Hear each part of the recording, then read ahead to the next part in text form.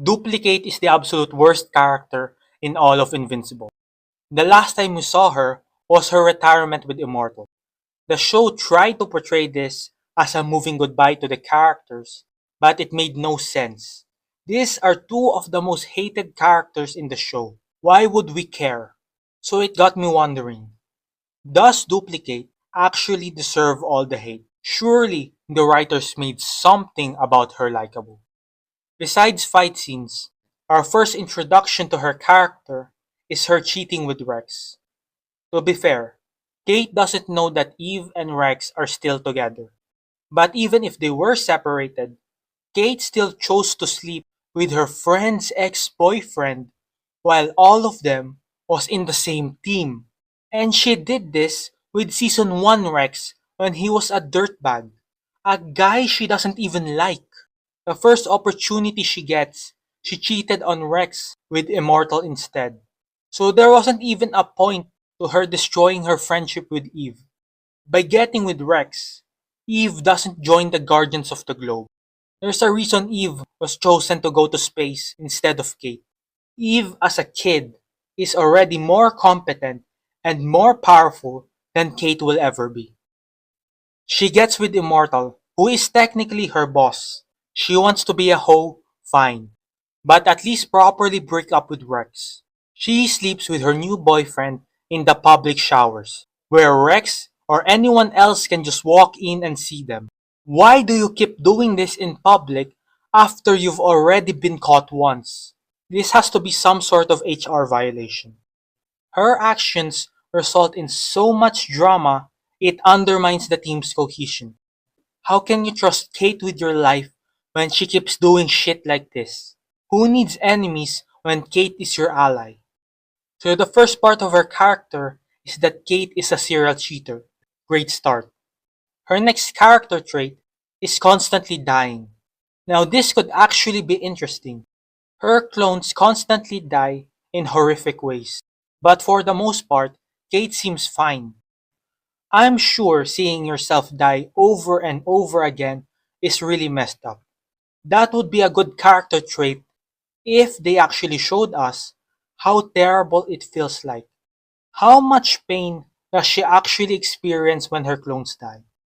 Her clones die over and over and she barely has any emotion. Sure, you can tell me it's pain tolerance or adrenaline, but it just makes it so hard to sympathize with the character when you don't see them struggle at all. The most we get to see of how much it actually hurts is with multiple. In the prison escape scene, 100 clones die at the same time, and the level of pain Paul experienced is the same as me after eating Taco Bell. After experiencing the death of 100 clones, Paul is immediately able to move and fight without any side effects. My understanding is that Kate feels a portion of the pain for only a few seconds. Sure, you experience the feeling of death, but never the actual danger of it being permanent. A big part of fighting is having to recover from the injuries. This could take months, and it's possible you will never be the same again. She doesn't have to struggle with recovery at all. No hospital, no rehab, no therapy.